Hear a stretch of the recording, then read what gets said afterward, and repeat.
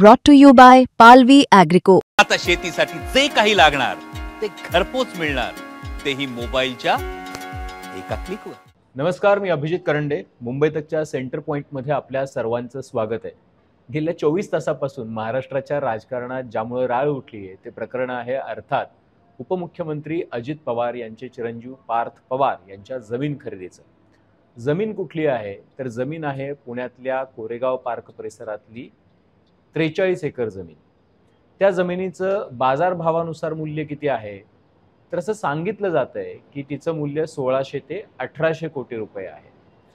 ती जमीन पार्थ पवार यांनी किती कोटीमध्ये विकत घेतली तर ती जमीन पार्थ पवार यांनी 300 कोटी रुपयामध्ये विकत घेतली. त्यासाठी त्यांना किती मुद्रांक शुल्क भरायला लागलं तर मुद्रांक शुल्क भरावं लागलं अवघं 500 रुपये. आणि इथंच सगळी गोम आहे. या 500 रुपयांनी गेल्या 24 तासात अजित पवारांची राजकीयदृष्ट्या आणि सामाजिकदृष्ट्या खूप मोठं नुकसान केलेलं आहे असं म्हटलं तर वावगं ठरणार नाही. नेमकं काय हे प्रकरण आहे मुद्रांक शुल्काचं? मुद्रांक शुल्क नेमकं किती भरावं लागतं? कोण कुठल्या अटी शर्तींमध्ये 500 रुपयाच्या मुद्रांक शुल्कावरती कागद होऊ शकतो किंवा दस्त होऊ शकतो, हे सगळं आपल्याला जाणून घ्यायचं. त्यामुळे हा व्हिडिओ जो आहे हा व्हिडिओ शेवटपर्यंत बघा. आता सुरुवातीला मला तुम्हाला सांगायचं आहे की ती जमीन जी आहे ती जमीन महारवतनाची जमीन आहे.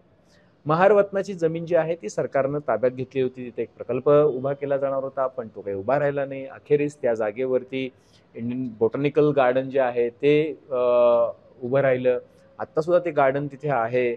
त्यानंतर 2006 साली शीतल तेजवानी या व्यक्तीनं ज्यांच्या जमिनी होत्या, जी 276 कुटुंब होती, त्या कुटुंबाकडून एकाच व्यक्तीनं त्यांना काही लालूच दाखवून असेल किंवा त्यांना काही आमिष दाखवून असेल किंवा त्यांना काही मोठी स्वप्न दाखवून असेल, त्यांची पॉवर ऑफ अटर्नी घेतली जी इरिव्हर्सिबल होती असं सांगण्यात येते. अर्थात ते लोक सुद्धा आता आंदोलन करतायत. आता ही पॉवर ऑफ अटर्नी घेतल्यानंतर त्या जागेचा गेल्या 19 वर्षामध्ये कुठलाही विकास झाला नाही. त्याचं कारण असं होतं की ही जागा सरकार दरबारी म्हणजे त्याचा जो सातबारा आहे त्या सातबाऱ्यावरती ती जागा सरकारच्या मालकीची दाखवली जात होती आणि त्याच्यावरती मुंबई सरकार असं लिहिलेलं होतं.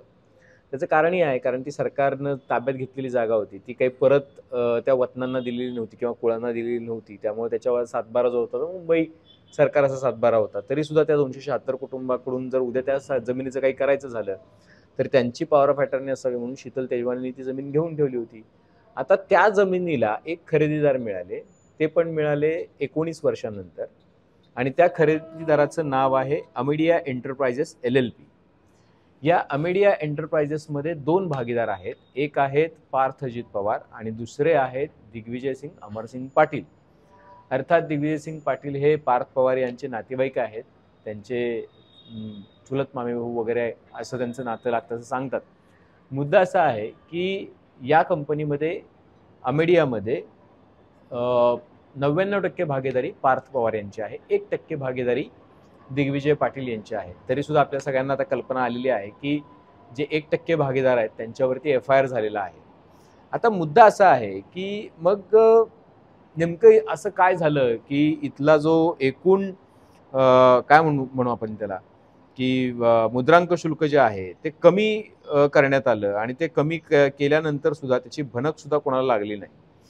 आता काही आरोप जे आहेत ते आरोप राजकीय नेते करतायत. आता सुषमा अंधारे यांनी काही प्रश्न विचारलेले. पार्थ पवार यांच्यावर गुन्हा दाखल होण्यापासून वाचवण्याचा मुद्रांक विभाग आणि पोलीस प्रयत्न करत आहेत का?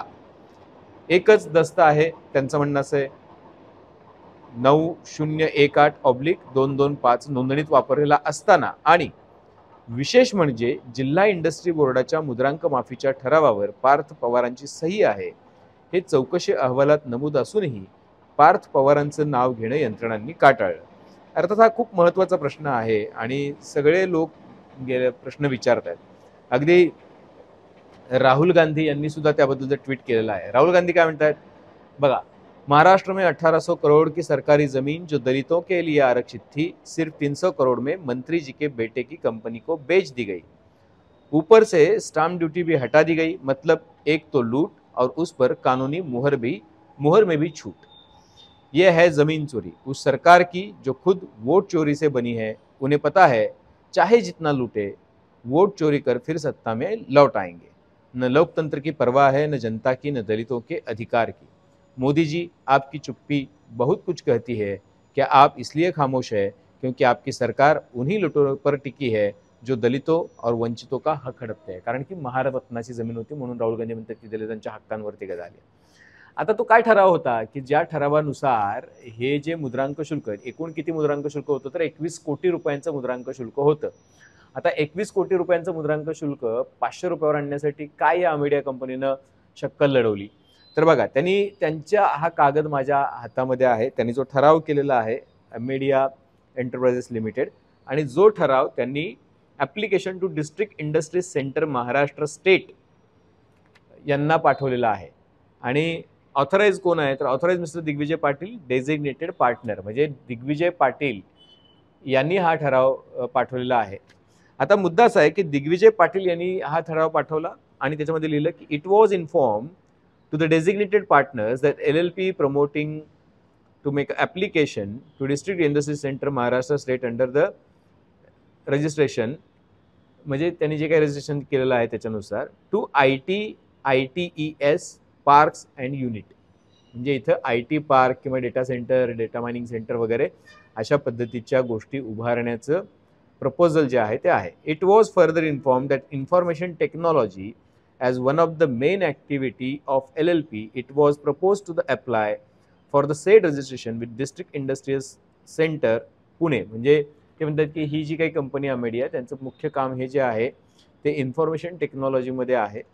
It was then proposed to authorize Mr. Digvijay Patil, designated partner of the company, apply for the said registration to sign necessary documents and papers required in this regard. म्हणजे त्यांनी असं म्हटलं की ही जमीन जी आहे त्याला IT धोरणाअंतर्गत जर घेतलं असतं तर त्याला सूट मिळणार होती, म्हणून आम्ही इथं अशा पद्धतीचं काहीतरी IT पार्क उभा करतोय आणि अशा पद्धतीचा एक प्रस्ताव सादर करू आणि त्याचं जे काही कम्युनिकेशन असेल ते दिग्विजय पाटील करतील, त्याचे जे काही पेपर डॉक्युमेंटेशन करायचं असेल तर ते करतील. आणि इथं सही आहे पार्थ पवार यांची, पार्थ अजित पवार यांची सही आहे आणि इथे दिग्विजय पाटील यांची सही.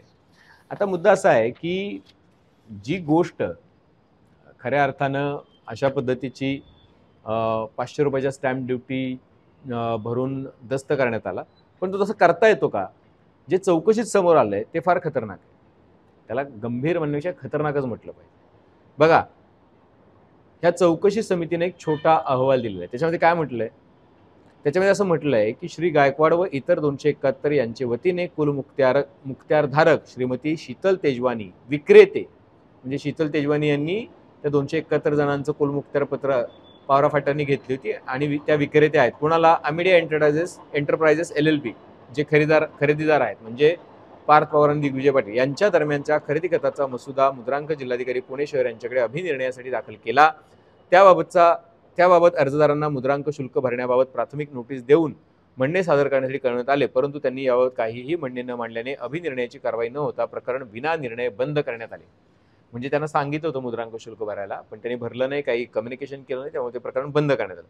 तदनंतर हे कागदावरती आहे, हे काही आपल्या मनाचं नाही. तदनंतर पक्षकारांनी उपरोक्त नमूद दस्ताच्या मसुद्यात काही बदल करून तो दस्त सहदुय्यम निबंधक हवेली क्रमांक 4 यांचे कार्यालयात थेटपणे अभिनिर्णयाशिवाय दस्त क्रमांक 9018/2025 अन्वये नोंदवला. सदर दस्तामध्ये नाममात्र शुल्क मुद्रांक शुल्क ₹500 भरण्यात आलेले आहे.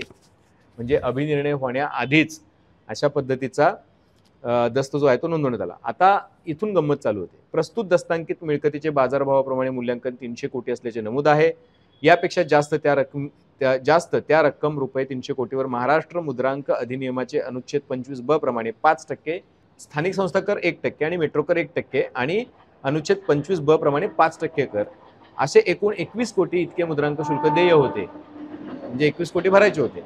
सदर दस्तास जिल्हा उद्योग केंद्र पुणे यांच्याकडे लेटर ऑफ इंटेंट जोडलेला आहे, जे मी मागाशी दाखवले. हे लेटर ऑफ इंटेंट जोडलेलं आहे. आणि तसंच महसूल व वन विभागाकडील कलम 9 खाली अधिसूचना दिनांक 1/2/24 जोडली आहे. त्याप्रमाणे मुद्रांक शुल्क सवलत घेऊन ₹500 इतके मुद्रांकावर दस्त नोंदवला आहे. आता मुद्दा असा आहे ना की तरी सुद्धा इथं सुद्धा त्यांनी खूप मोठी बदमाशी केली आहे या खरेदीदारांनी, जे अमेडिया कंपनी आहे त्यांनी, अर्थात पार्थ पवार आणि दिग्विजय पाटील यांची ती कंपनी. त्यांनी काय केलंय, आता जरी तुम्हाला अशा धोरणाअंतर्गत जरी 500 रुपयाच्या स्टॅम्प पेपरवरती तुम्ही हा दस्त केला असेल तरी सुद्धा त्याच्या पुढं हे चौकशी समिती म्हणते म्हणजे की तथापि, म्हणजे ही जी काही प्रायमरी चौकशी झाली ती, तथापि लेटर ऑफ इंटेंटच्या आधारे मुद्रांक शुल्काची माफी अनुज्ञेय होते का हा सविस्तर तपासणीचा मुद्दा आहे व त्याप्रमाणे नियुक्त समितीद्वारे तपासणी करण्यात येईल. तथापि जरी त्याप्रमाणे शुल्क माफी अनुज्ञेय असली तरी ती केवळ अधिनियमाप्रमाणे 5% मुद्रांक शुल्कासाठी असेल. म्हणजे जे 5% आहे ते माफ होऊ शकतं, जरी असेल तरी अजून ते तपासायचं आहे की नाही. कारण असं आहे की ते मी पुढे तुम्हाला सांगणारच आहे की का अनुज्ञेय नाही आहे ते, किंवा का देऊ शकत नाही 5% सरकार शुल्कासाठी. तरी 1% स्थानिक संस्था कर व 1% मेट्रो कर अशा एकूण ₹6 कोटी मुद्रांक शुल्काला माफी देय नाही, कुठल्याही परिस्थितीत नाही. यापुरता तरी तो दस्त कमी मुद्रांकावर नोंदवण्यात आला आहे हे निश्चित होते.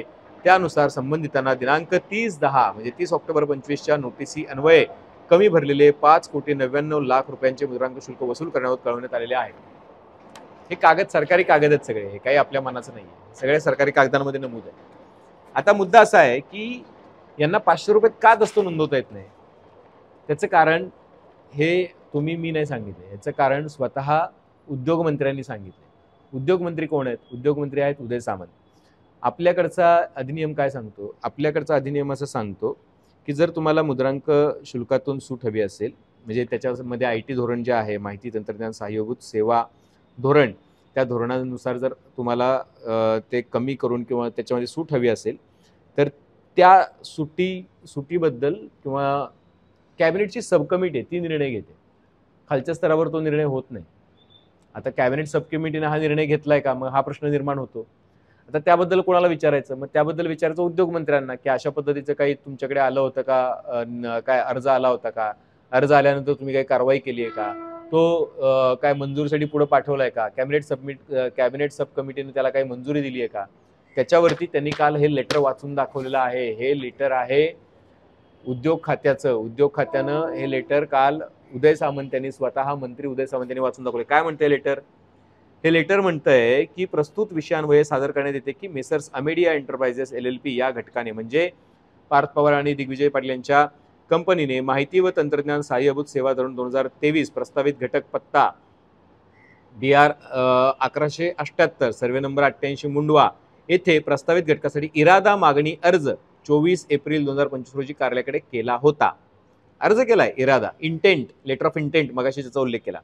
प्राप्त अर्ज व कागदपत्रांच्या अनुषंगाने प्रस्तावित घटकास data processing, data mining, data search, integration and analysis या प्रस्तावित बाबीसाठी केवळ इरादा पत्र निर्गमित केलेलं आहे. इरादा पत्र निर्गमित केले, त्याच्या पलीकडे काय नाही. माहिती तंत्रज्ञान व माहिती तंत्रज्ञान सहाय्यभूत सेवा धोरण 2023 मध्ये परिच्छेद 3.A.10 अन्वये कोणत्याही क्षेत्रात माहिती तंत्रज्ञान सहाय्यभूत सेवा घटकाचे राज्यातील कोणत्याही क्षेत्रात उभारणी करता येते. आता याच्या पुढचा मजकूर फार महत्वाचा आहे, लक्ष देऊन ऐका, कारण सगळी गोमजी इथं आहे आणि कशी बदमाशी होते तुम्हाला कळेल. सदर धोरणाअंतर्गत मुद्रांक शुल्कातून सूट घेण्यासाठी माहिती तंत्रज्ञान सहाय्यभूत सेवा घटकास संबंधित सक्षम प्राधिकरणाकडे मागणी करणं आवश्यक आहे. तदनंतर संबंधित सक्षम प्राधिकारी मुद्रांक शुल्क मागणी अर्ज व कागदपत्राच्या अनुषंगाने मुद्रांक शुल्क सूट पत्र निर्गमित करतात. त्या आधारे संबंधित सहजिल्हा निबंधक महसूल व वन मुद्रांक हे मुद्रांक शुल्क सूट करता निकष, दस्तावेज व कागदपत्राची पडताळणी करून मुद्रांक शुल्क सूट देतात. सदर प्रकरणात याच्यानंतर ही सगळी प्रोसेस सांगितली कशा पद्धतीने तुम्हाला मुद्रांक शुल्कात सूट मिळू शकते. मात्र घडलंय काय ते आता स्वतः सांगतायत उदय सामंत. हे उदय सामंत यांनी वाचून दाखवलेलं पत्र आहे. सदर प्रकरणात संबंधित घटकाने म्हणजे अमेडिया एंटरप्राइजेस लिमिटेड जी काय आहे त्यांनी माहिती तंत्रज्ञान आणि सहाय्यभूत धोरण 2023 अंतर्गत या कार्यालयात मुद्रांक शुल्कातून सूट मिळण्याकरता कुठलीही मागणी केली नसल्यानं सदर धोरणांतर्गत घटकास कोणत्याही प्रकारचे मुद्रांक शुल्क सूट पत्र निर्गमित करण्यात आलेले नाही. सबब हा विषय आमच्या कार्यालयाशी संबंधित नाही. तुम्ही मागणीच केलेली नाही. तुम्ही लेटर ऑफ इंटेंट म्हणजे इरादा पत्र म्हणजे मागणी नाहीये, मागणीच केलेली नाहीये पार्थ पवार यांच्या कंपनीनं, असं स्वतः उद्योगमंत्री म्हणतात. उद्योगमंत्र्यांनी पूर्ण एक्सपोज करून टाकलेलं आहे पार्थ पवारांना आणि त्यांच्या कंपनीला. त्याच्या पुढे ते म्हणतायत मुद्रांक शुल्क सूट देणं, इन्सेंटिव्ह देणं, वॉटर सबसिडी देणं, इलेक्ट्रिसिटी टेरिफमध्ये सबसिडी देणं, हे सगळे अधिकार कॅबिनेट सब कमिटीला असतात. यात cooperative, individual industry, MIDC industry या सगळ्या बद्दलचे निर्णय ती कमिटी घेऊ शकते. आता मुद्दा असा आहे की हे सब कमिटीकडे गेलंय का, तर नाही. त्याचं कारण की यांच्याकडेच, यांच्या इंडस्ट्री मिनिस्ट्रीकडे किंवा त्यांच्या प्राधिकरणाकडेच अशा पद्धतीचा कुठला अर्ज आलेला नाहीये. ते केवळ इरादापत्र आहे. त्याच्याबद्दल काही कागदपत्र त्यांनी जोडलेली नाहीये, काही तपासणी झालेली नाहीये. म्हणजे एका प्रकारे 2-2, 3-3 काय कार्यालयांना, मंत्रालयांना अंधारात ठेवून अशा पद्धतीचा दस्त 500 रुपयामध्ये करण्यात आला का, खरेदी खत 500 रुपयामध्ये करण्यात आलं का. अमिडिया एंटरप्राइज यांनी एका प्रकारे दिशाभूल केली का महाराष्ट्रातल्या जनतेची, फसवणूक केली का महाराष्ट्रातल्या जनतेची, सरकारची फसवणूक केली का. 21 कोटी रुपयाचं मुद्रांक शुल्क बुडवण्यासाठी असं म्हटलं तर वावगं ठरणार नाही. आणि मग आता त्याबद्दलची सगळी चौकशी समिती नेमण्यात आली आहे. तहसीलदारांना कोण निलंबित करते, कोण अजून कुठल्या इतर व्यक्तीला निलंबित करते. पण मुद्दा असा आहे, दिग्विजय पाटलांवर गुन्हा दाखल झाला आहे, पण इथं सही करणारे जे पार्थ पवार आहेत, डेझिग्नेटेड पार्टनर आहेत, जे 99% भागीदार आहेत, त्यांच्यावर अजूनही कुठली कारवाई करण्यात आलेली नाही. मुद्दा असा आहे की त्यांचे वडील स्वतः उपमुख्यमंत्री आहेत. नुसते उपमुख्यमंत्री नाही आहेत, ते पुण्याचे पालकमंत्री आहेत. त्यामुळं पुण्यामध्ये टाचणी जरी पडली किंवा सुई जरी इकडची इकडं झाली, प्रशासकीय बाबींमध्ये म्हणतोय मी, तरी त्यांच्या कानावरती येतं. आता अजित पवार काय पद्धतीने कारभार करतात पुण्यामध्ये माहिती आहे, अधिकाऱ्यांना कसं जातात. त्यामुळे अशा पद्धतीचा एवढा गंभीर व्यवहार अजित पवारांपासून लपून राहिला असेल आणि अधिकाऱ्यांनी तो लपवला असेल असं तुम्हाला वाटतं का. जर तो लपवला गेला असेल तर ते अधिकारी हा व्यवहार लपवण्यामागे त्यांचा इरादा काय होता, त्यांचं इंटेंट काय होतं, याच्यामध्ये अजून काही अंतर्गत व्यवहार झालेत का. आणि पालकमंत्र्यांना जर त्यांच्या शहरातली अशी मोक्याची 40 एकर जमीन त्यांचाच मुलगा विकत घेतोय आणि तीही अशा पद्धतीने, हे जर कळालं नसेल तर हे पालकमंत्र्यांचं अपयश नाहीये का, हे उपमुख्यमंत्री म्हणून अजित पवारांचं अपयश नाहीये का. आणि ज्या सरकारला अशा पद्धतीनं एका हाय प्रोफाईल कुटुंबातल्या राजकीय नेत्याच्या मुलानं इतक्या मोठ्या प्रमाणामध्ये अंधारात ठेवल्याचं कागद सांगतायत, तर मग त्यांच्यावरती कारवाई का होत नाही. या प्रश्नांची उत्तरं मला असं वाटतंय सरकारनं दिली पाहिजेत. आपण प्रश्न उपस्थित करू शकतो आणि अगदी क्लीनली फक्त कागद काय सांगतं एवढं सांगण्याचा हा प्रयत्न होता.